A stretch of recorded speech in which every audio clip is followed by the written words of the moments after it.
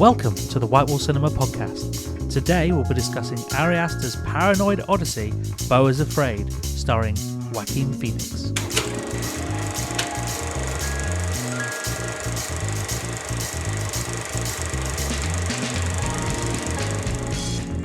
Welcome to another White Wall Cinema podcast. We are a pop-up in central Brighton. We bring interesting, unusual, fun, overlooked cinema, both old and new, to the people of Brighton. This is our new podcast. I'm here with my co-host and general co-conspirator on cinema, Layla. Hello.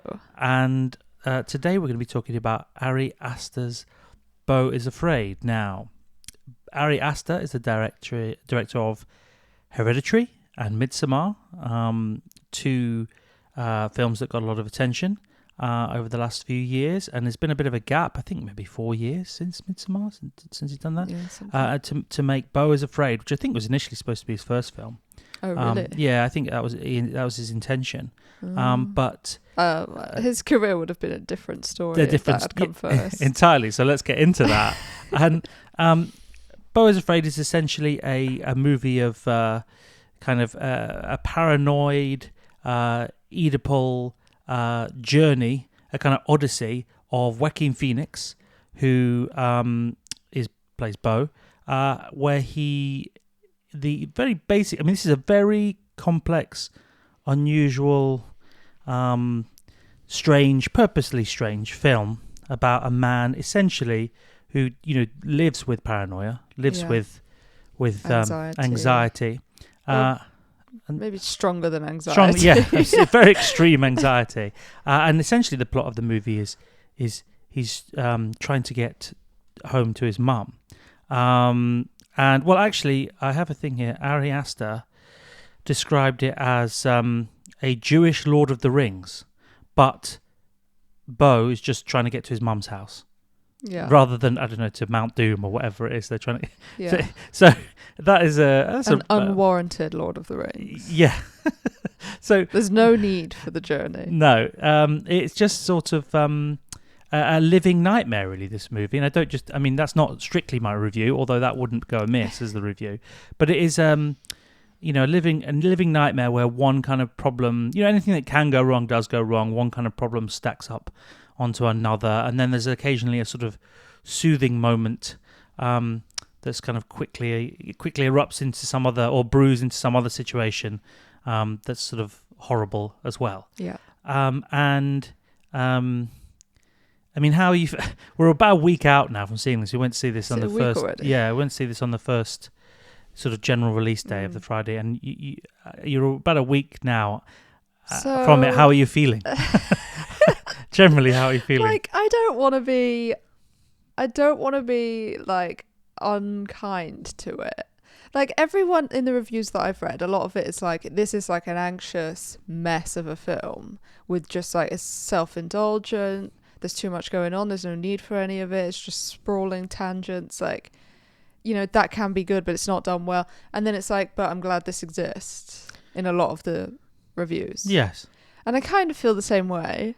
In the sense that, like, I don't want all films to just be the same and to be boring and to not be trying to experiment and do something. Like, I'll give it that. I'm glad it exists. Is it experimenting or is it trying to experiment? It's trying to experiment. This is where I was going. Yeah. So it's like, I'm glad it's trying, but it failed. Yeah. Miserably. It's just like, I think it had potential. And, like, partly just because it's got Joaquin Phoenix on board. Yeah.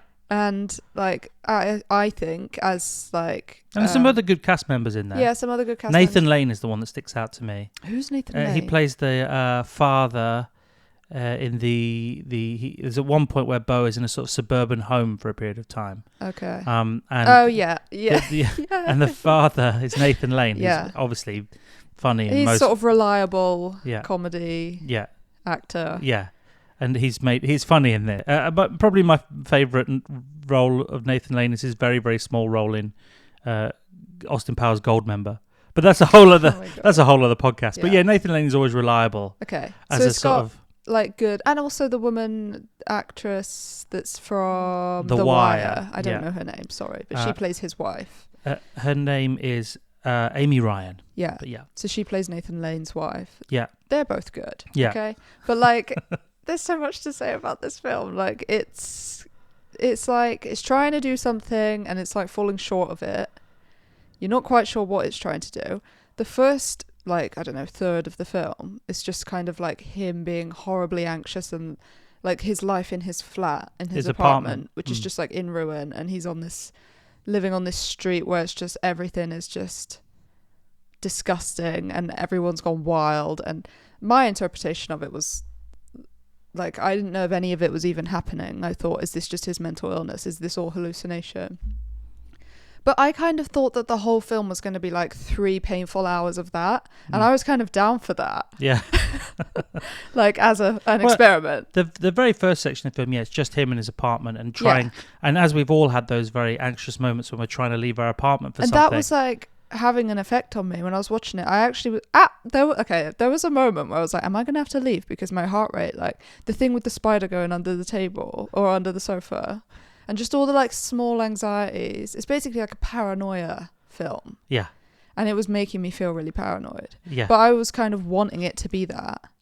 But then it just went on too many tangents and became like several different films that didn't, for me, hold together in any like coherent way that made any sense or had any like worthy payoff. Well. Thoughts? For me, it's a bit of a derivative film because it's sort of it's derivative of his own work for a start, because the sort of attic from Hereditary makes an appearance essentially. Yeah. There's a sort of again, not spoilers, but there's a sort of incident or moment quite late in the film that echoes something that happens in Midsommar, and then it's trying to be kind of Lynchian or maybe Todd Solondz or Leos Carax, thinking something like Holy Motors, or there's even a bit of quite specifically a bit of Albert Brooks Defending Your Life in there. And I also thought that like it had a little bit, or it wanted to have a bit, and I don't know if you'll agree, but like like Good Time and Uncut Gems, like the sprawling kind of paranoia weird world of like you're in a city, I'm gonna assume it's New York, I don't know really where it was. But like just wacky things happening all the time, and you're just sort of paranoid. You're like, why are people behaving like this? Yes, definitely some Safdies. Yeah, some Safdie influence, but like not well done. No, well, I don't know if Safdie's influence. I don't know if Safdie's is well done anyway. But some is, some isn't. But Good Time. Yeah, okay. We'll talk about that on another podcast. Yeah, that's another podcast. But with there's also the biggest influence, like chiefly, is obviously there's some kind of Michel Gondry stuff here.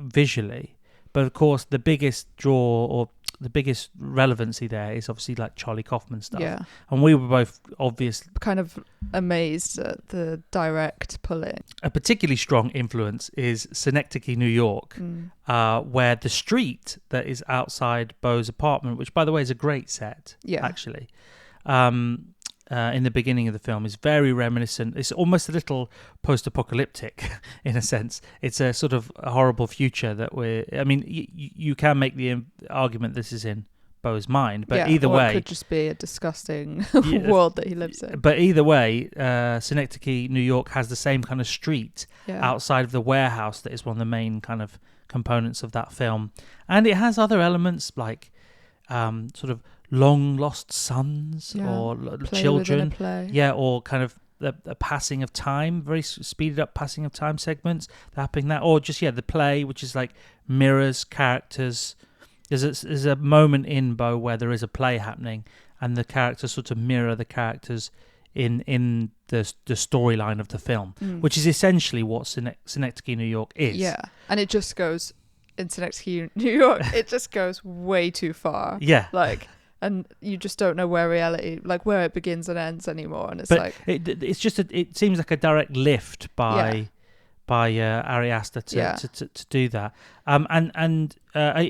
Sadly, it doesn't have the kind of Charlie Kaufman's like depth of skill in portraying the mental state and the kind of comments or commentary that he produces to allow you to understand that. Aster doesn't have that. It's a haphazard approach that Ari Aster's got. It comes off as a sort of, maybe it's almost like a B movie in some ways. Well, yeah, because what he's trying to do with that Charlie Kaufman type playing with time and meta play within a play, like that requires a level of planning and detail and just meticulousness that this film just doesn't have. Yeah, and I would just say intelligence. Yeah, intelligence. I was going to say philosophy. In the writing. I mean, I'm not saying Ari Aster's not an intelligent guy, because this is a complex film to make, and you have to have some level of talent, some real significant level of talent to make a film this complex, or indeed, just some of the production value of his movies, and well, that's my main problem with Beau is Afraid and every Ari Aster film, is that I just think they're so juvenile. Yeah. And then it makes me, like, we are fans of Joaquin Phoenix, but then it makes it really hard to not, like you said, like, kind of losing my patience here, because it's like, I'll let you have it with the Joker, okay? Yeah, patience with Joaquin Phoenix, you mean, yeah. It's like, okay, I understand. You need to make money. You're an actor. You need it. Yeah. And you're making certain choices. Like, you're doing good things with your career, okay? Yeah. But, like, there's only so many chances. Yeah, misfires. And, like, it's just so juvenile. Like, none of it holds together. There's no intelligence behind it. It's just kind of like, there's not enough care behind it. So, I mean, we're being harsh on Beau here. I mean, there are virtues to Beau, and we'll get into that. Not Beau the character, but Beau is Afraid, the movie. But I have to say, the thing about it is, and this is what will upset people. There were certain people that are going to be upset by what I'm going to say. But I think Beau is Afraid, when it comes to Hereditary and Midsommar, Beau is Afraid, somehow, the thing that astonished me as leaving the movie theatre was how this film could be so much better, to my mind, and so much more interesting, or well, these are all words that don't really go with the film, but well conceived or whatever, than Midsommar and Hereditary. It's so much better than those two films, but it's still a terrible film. Yeah. And that will give you some, such an endorsement. That will give you some I will perhaps quantify this a bit more, but that will give you some clue as to where the kind of esteem that I hold his previous films in. But it seems to me, well, there's more to it than there was to Midsommar. Like, Midsommar to me was just like, I have discovered folk pagan religion, and I'm obsessed with the aesthetic, and now let me just give you like 2.5 hours of this. The thing is, there's nothing to it. The thing is, people love Midsommar. I know. And and people are going to be upset with us for like being down on Midsommar. But the thing is, we can't all think the same thing. No, that's true. That would be very boring. But the thing is, so Beau is Afraid is in essence, I guess, a movie about.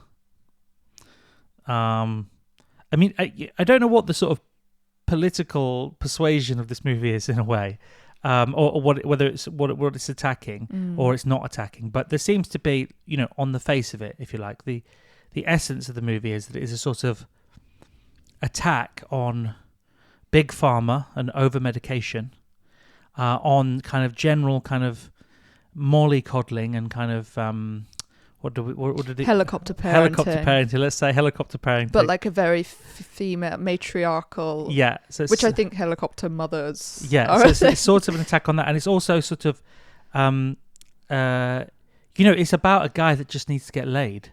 Yeah. Ultimately. Basically, it's sort of about the dangers of celibacy. Yeah.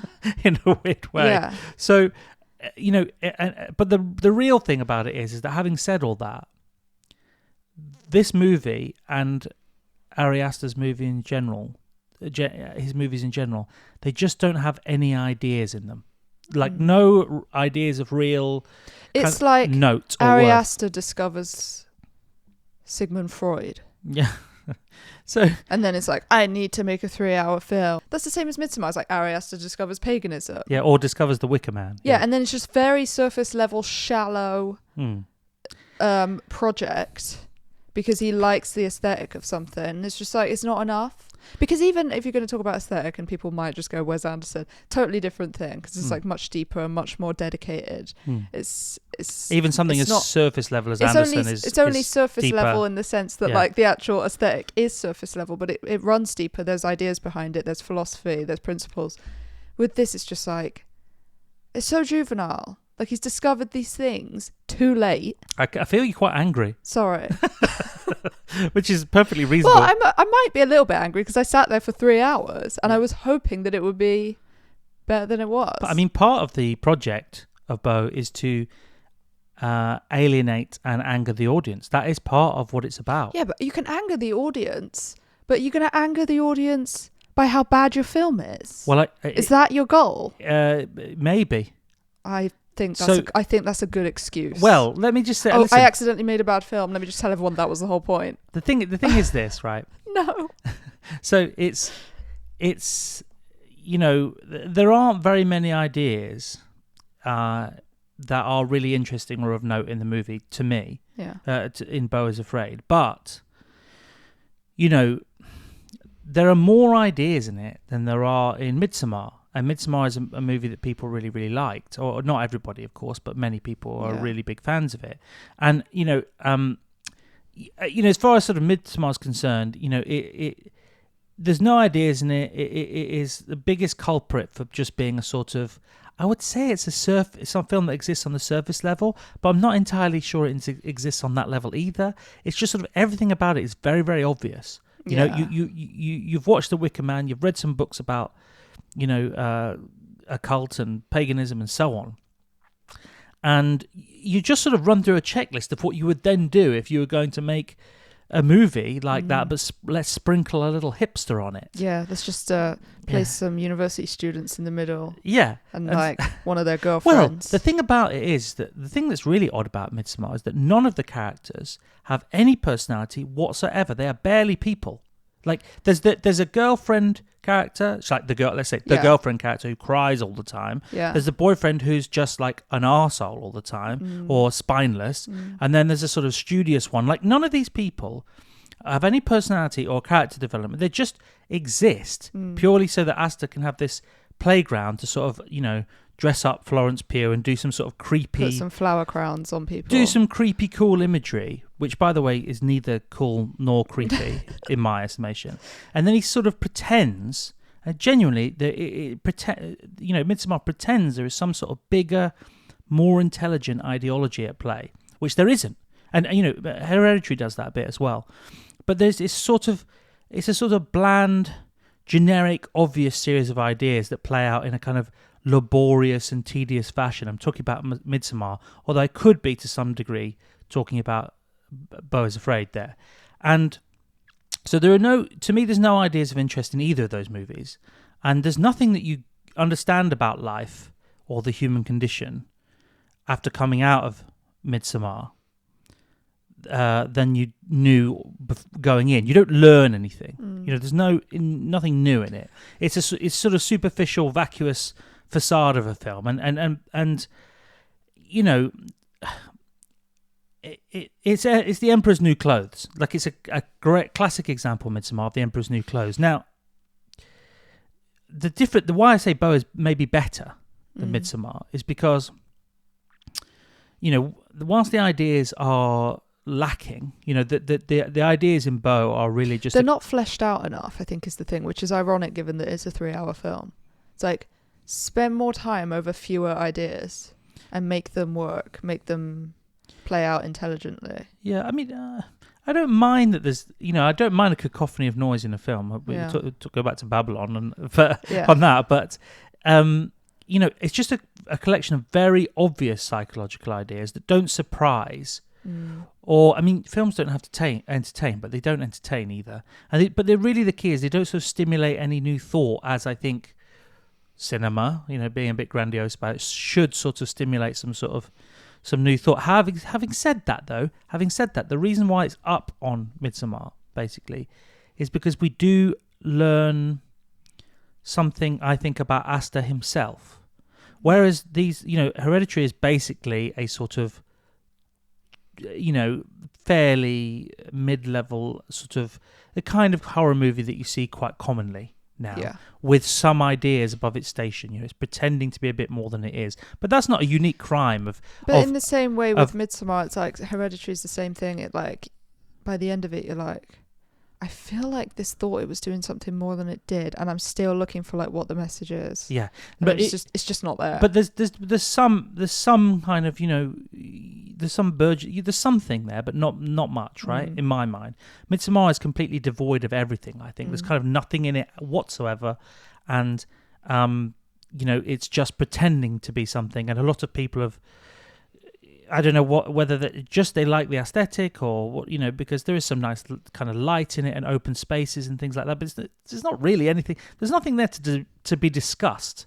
There's no kind of like intellectual underpinning of it whatsoever. But with Beau is Afraid, I think in a way it's kind of autobiographical, basically, in the way that Charlie Kaufman's works are, because it's obviously not real in any sense, and it may not even be real in the central character's mind. But these are just sort of things that obviously do rattle round Aster's head. And whilst these are not maybe, at least to me anyway, particularly clever or interesting, because they're sort of, they're sort of things that you recognise as maybe anxieties that we've all had, or anxieties that people with very strong anxieties have, or whatever, but they're not groundbreaking. You don't go, you don't just, because a lot of time you can have something that you recognise and you say, oh, I recognise that is, I can relate to that. Well, that's one thing. Well, I felt that way in the first, 15, 20 minutes. But it burns out of that, and it just becomes sort of like, these things are true, but they're a bit too obviously true. So I'm not like, I'm not amazed by it. And particularly without giving away any spoilers, but towards the end when he finally gets to where he's trying to go, there's a lot of exposition in the dialogue, and it's very basic, and it's explaining these basic concepts, and here's what happened in the plot, which we just watched, and let me explain, you thought this, and actually it's this, and it was so babyish. It's like, I don't need you to explain this to me right now. I just sat through 3 hours of it. I saw it. And you're sort of trying to hammer home a point. You're trying to hammer home a point where there is no point. No. Well, all I was going to say is that compared to Midsommar, which is basically a kind of nothing, at least this, even if it wasn't that clever, especially for the kind of runtime that it's got to play, as you may have gleaned, it's a 3-hour movie. Which, I remember. It's sort of...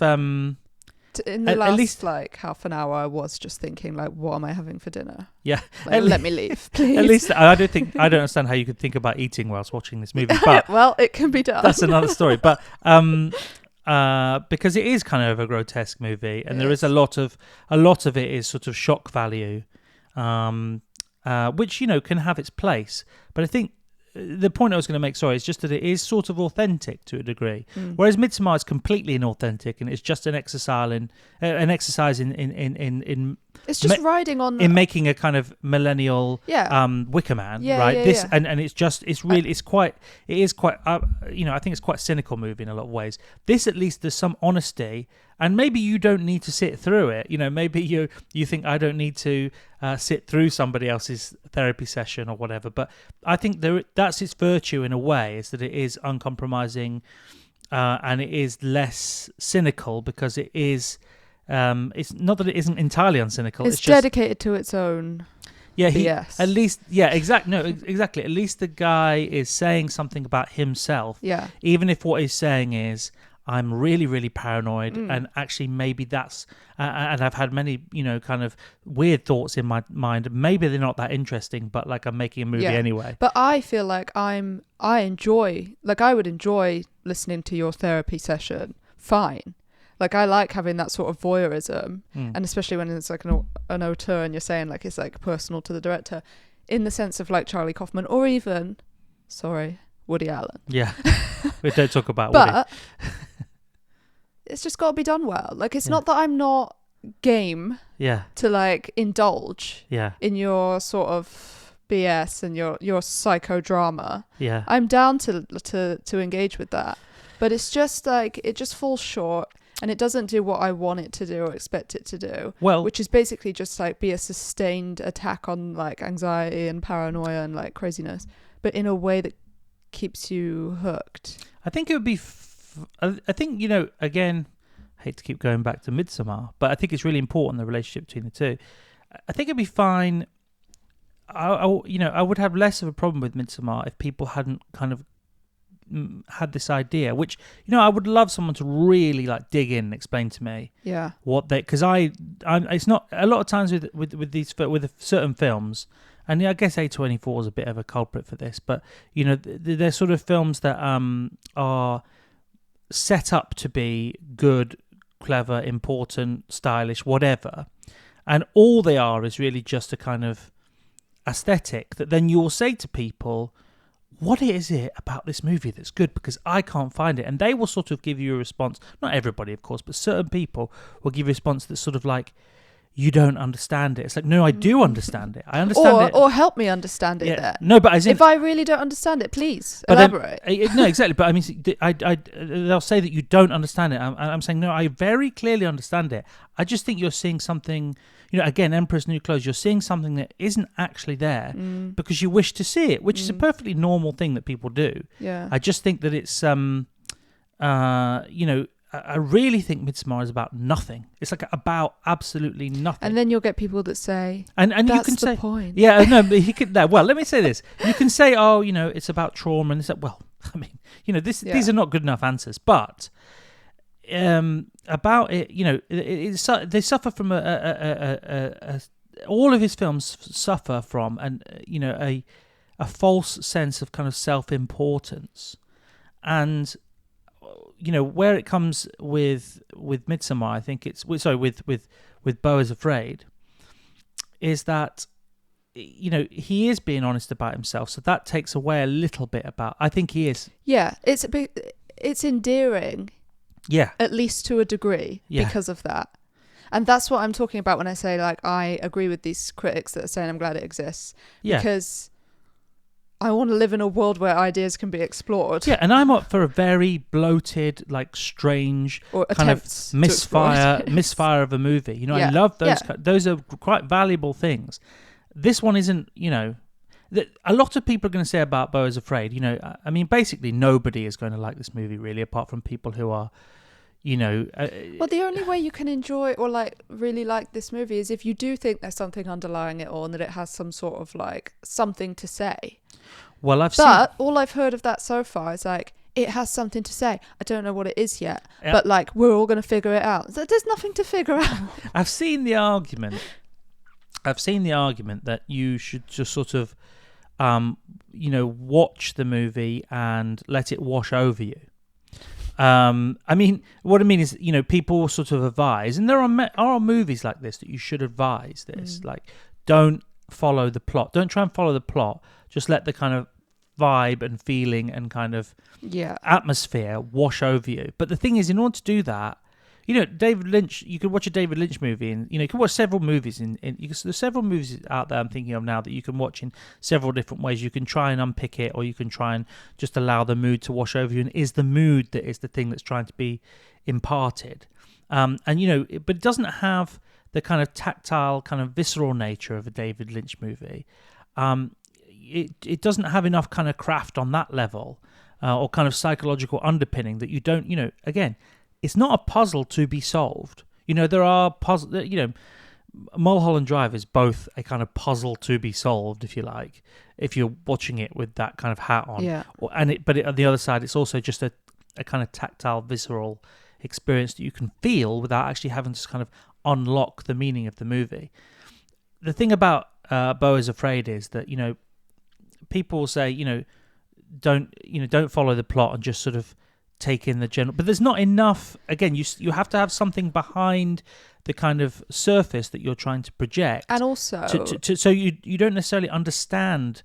You don't have to understand, but there has to be something to understand in a sense. But also, if that's the case, I think you need maybe a bit less of a plot in a way. Like one of the problems with it, it's not that the plot is complex, because it's not like that, but it goes so many different places. Like when he ends up in that house, and then there's a brother who's gone, and there's an army vet living with them, and then so you've got no choice but to think, okay, what's this about? And try and sort of work out. But they're broadly about nothing, which some people would see as a virtue. But again, I think you have to have more of a kind of psychological underpinning, if not kind of a actual logical underpinning, for that to work. I don't think there's actually any kind of, thought that is about that. I think it's just a movie that is designed to, and doesn't really succeed, should I say, that's designed to and doesn't really succeed in allowing you to feel the mental state of being anxious and erratic and confused and afraid. And I think, actually thinking about it now, one of the things that I think it could have done better to have that effect of getting you into the psychological experience of Beau, it's like it needed more of that David Lynchian like subliminal aspect. That's kind of what I'm getting at. It needs more of that. Like if this is an attempt to just put me in like an anxiety-ridden paranoia nightmare, fine, but like make it work by like having smaller things happening all the time to just make me feel slightly uncomfortable, rather than like leaning so much on a plot that is like half-baked and just very basic. I mean, for instance, Lynch might use a character that's been traumatized, and have them act in a way that you might not expect them to, by being completely shut down and still and do nothing, because this is indicative of certain kind of real trauma, and it's very unnerving because they're completely kind of a frozen character. Or, he will do some sound design that is a very low... Yeah, that's what I really enjoy, is like the sound design and the little things where you're like, did I just hear that? No, but like, why do I suddenly feel... Aster does go in on the sound design, but it's a little too much. It's a little showy, the sound design in his movies. But then it does the opposite, doesn't it? Because it's not subliminal enough. It takes you out of it. It needs to be like right underneath where I'm thinking, is this really happening? Did I just hear that? I mean, Tar's another great example where it has a kind of noise drone that increases throughout the movie, which when you're very subtle in the beginning, to the point where I was wondering if I was hearing something from the cinema next door. Sometimes when you're in a cinema and you can hear like a slight buzz of the next film. The film next door is making some sort of noise. I wondered if it was that, but then it occurred to me that this is a constant noise that was coming through to create, to add another layer of actual kind of physical subliminal messaging, if you like. And I think that's... rather than psychological subliminal messaging. I think that's why I'm slightly annoyed, because I wanted it to be that. Like I was kind of like rooting for it. When I went into it, like maybe partly because of Joaquin Phoenix, who I just like feel fondly towards, and I think he's good. There'll be other things. I was just going to come back. I was just going to say other things like, I don't know, maybe the path of the car. The camera moves at the beginning of The Shining or whatever. That when the family are driving up to the Overlook Hotel, and then camera moves later in the movie when he's running around the maze. These are like kind of matched. So maybe they're matched for feel to give you a kind of physical psychological uneasiness. It doesn't have that physical psychological uneasiness in terms of anything other than maybe the way it's cut. Well, I was just going to say that maybe the problem is in the edit too, because I feel like more care needs to be taken in the edit of the film to make it have those like horrible like feelings. Well, overall, that physical construction of the film needs to be better for that, and then the ideas and the story and the plot points and the performances needed to have more. I want to say little tricks that basically, build in a cycle. I mean, there are things.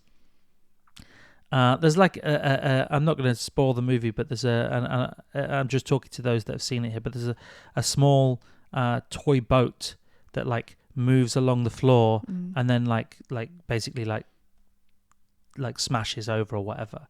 There's all these bits of foreshadowing and stuff like that are trying to do that but don't really achieve it.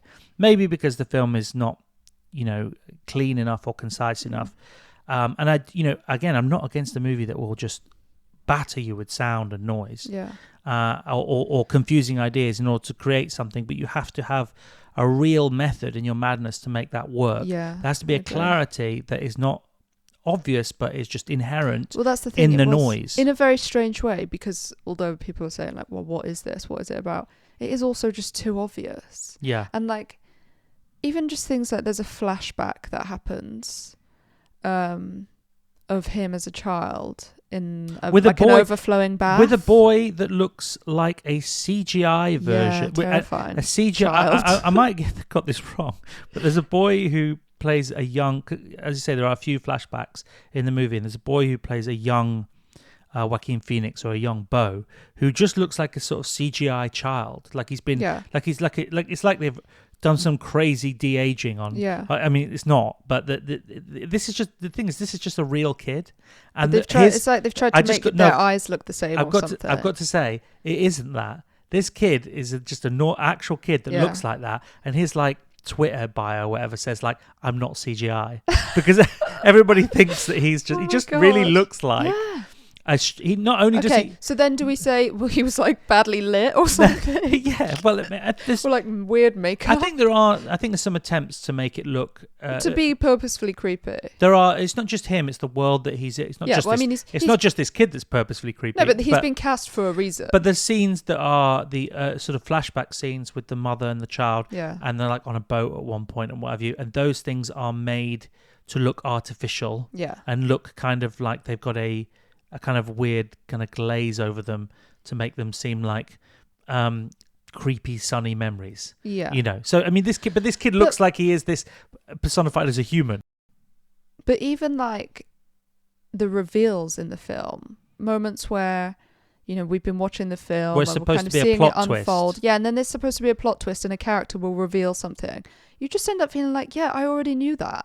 Yeah. Like, this is not a plot twist. Like, duh, obviously. This was so obvious, sort of coming a mile off. Like, and then I'm just annoyed. But that's the same with Midsommar. I mean, everything about Midsommar, just like you can see it, like coming down the track, like 100 miles off, let alone a mile off. Yeah. There's nothing in it. I mean, here's the thing about the kind of style over substance of Midsommar, and then the kind of style and the certain kind of honesty and authenticity to a degree more with Beau, is that there is this sort of school of thought, and you know, I don't tend to always, you know, this is true sometimes and not true other times, but it's a sort of like political analogy. You know, they people will say this thing, oh, you know, they're all as bad as each other. I think that's just something that people who are in terrible governments like to say, so that everybody just thinks it's not worth doing anything about anything, and you have no choice. There's no hope. They can continue.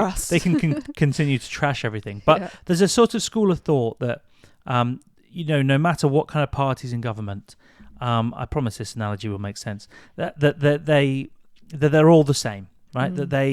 That the same government, the governance happens no matter what government. You know, the same kind of deals are made, the same kind of people are like prioritized. You know, and so whether you've got, let's say, Republicans or Democrats, the decisions that are made about, you know, paying this weapons manufacturer or cutting this tax or whatever is broadly the same.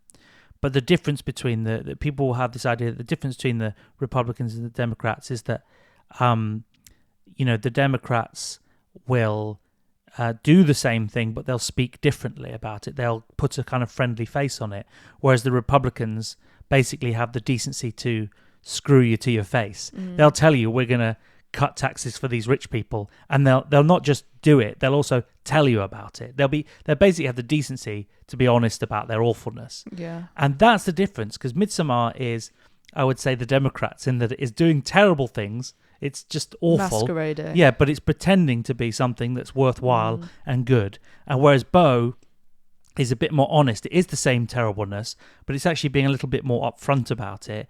And it's actually, for that reason, as terrible as it is, you have to kind of give it a certain kind of respect. Yeah. So, you know, that I think it is trying to alienate the audience. I think it is trying to be exhausting and exacerbating. And you might be up for that. And I'm generally someone who doesn't mind that kind of mechanism being, you know, thrown at me, even for 3 hours, you know. But I don't think ultimately it works enough. And I think... But if its aim is to kind of try you, and if I'm up for if I'm up for being tested in this way, the only reason I'm up for it is because secretly somewhere I think I'm going to beat this. Yeah. I'm going to be the one person that watches this film and you know what I mean? It's like it tries my patience and I just come through the other side and I'm like, yeah, I'm cool with that. That was good. Yeah. But like, I'm not. But that has to then be the success of the film. Sorry to get philosophical about this. Yeah. Because if it's trying to try my patience and now I'm in a bad mood about it, it's worked. Yeah. So well done. Yeah. It's a great film. Congratulations, Ari Aster. Yeah. No, so, I mean, in conclusion, I just don't think it doesn't have enough psychological underpinning to warrant being this kind of psychological heavyweight, bizarre, erratic, weird odyssey. It just is an erratic, weird odyssey, and there's nothing more to it. Yeah. But at least, as I say, at least there's a certain amount of honesty, at least there's a certain amount of Aster's truth inside the movie, and that will, that, I think, maybe, with Hereditary, but particularly with Midsommar, like that's a settled argument for me. Like, there's no way I'm going to go back in 20 years and go, oh, look, the genius of Midsommar. Because I would just be like, there. There's nothing. No. But whereas it comes to, with this, there may be something more to come out of it. There may be something more that we might know about in 20 years. Oh, that is, there's actually something to be harvested from that. Maybe it's ahead of its time. Yeah, do you know what? That's not true. No, but do you know what? I kind of feel like, and I don't know why I feel this way because I am not a fan of his work generally. So I have no idea why I feel this way other than the fact that like Joaquin Phoenix is cast in this film. Part of me feels like this is something he should have attempted down the line a little bit, like in a few films' time. Well, he wanted it to be his first film, so what a guy. Insane. That's insane. To him, he thinks he's like deep into his career at this point. Yeah. He's been waiting to make this. But it feels like if you're going to do something so big, because it is trying to be big, and it's like almost not capable of being as big as it wants to be. No. And I just feel like he needs some more like, I don't know, filmmaking experience and a bit more criticism even to better himself as a director. He's going to get the criticism on this one, I think, from some people. Well, maybe something better will follow. I think people that did like his previous movies are not going to like this one as much. But at the same time, I think some people, there are going to be two classes of people. There are going to be people who are willing to accept it as it is and enjoy elements of it, and there are going to be other people who sort of pretend to, because, again, with Aster movies, and maybe you could say this is something that extends across A24, there's a lot of people who wish to pretend to enjoy it. Yeah. And that, that's actually in some ways a valid response as well. But it's again, it's a movie that is it's got a great big hole in the middle of it, and what that hole is interesting ideas that allow you to learn something about the human condition. All it shows you is there is a human condition, which we're already aware of. But I feel like that was its only job also, It's like, and you missed the mark completely. Well, this is snake eating its own tail, isn't it? It's Ouroboros. This is a movie you can talk about, I wouldn't say endlessly, but you can, look at it in so many different ways. And that, again, has to be a good thing. I don't think you could have that kind of debate about Midsommar. I think there's nothing kind of really to chew on there. And so at least there's a little something to chew on here, even if it's just sort of how awful it is, maybe deliberately so, how awful it is to sit in a movie theatre and watch this film for 3 hours. Yeah. But some people may enjoy it, but I don't think... And also there were people in the cinema just like really laughing at it, so like, I don't know, it depends what your sense of comedy is, I guess. Yes, like, but there are people that do performative laughing. Yeah, there are, and there was a lot of that, but I'm just saying there might be someone who could just watch this as a straight comedy and enjoy it, but like not my style. Yeah, like, well, that's not, because it's not my... But it's not even a horror, it's basically a horror movie that isn't a horror movie. Yeah, it's got like dark comedy elements to it, but like for me, even the bits that were trying to be funny were just not funny. It was just too juvenile and obvious. Juvenile, you said it quite early on. That's a fairly decent summation of it. It's not the sum total of this movie, but that but you could apply that in several places in the career of Ari Aster. But do you know what? God loves a trier. So keep trying. We appreciate it. Keep trying. I'm open to like potential future films. Yeah. I don't know if I am. I mean, I feel like I'm just in it for the long haul. Having said now. that, I thought I'd given up on Tobey Maguire, but Babylon changed that for me. So I mean, you just don't know with people like directors. Yeah. Like, I don't know. I'm holding out hope. Yeah, we're despite this podcast, this angry podcast, we're broadly optimistic that maybe Ari Aster will develop something. If he can just get an idea and apply it to this craft that he's trying to, maybe we'll get something out of it. I don't know. I hold out hope, but we thank you for joining us on another White Wall Cinema podcast, and check us out. There might be another. We're on. I think, did I say this already? We're on Amazon. We're on Spotify. We're on YouTube, Apple Podcasts, Apple, Deezer. We're all over the place. So there might be another one that you can click on right now and continue listening to. Maybe a slightly less angry version of what we've just done. But, and to all the people who love Midsommar, I'm sorry. Yeah, very sorry. Please don't hate us. Thoughts and prayers to Midsommar fans. Sorry about that. Thanks, everybody, and we'll see you on the next White Wall Cinema podcast.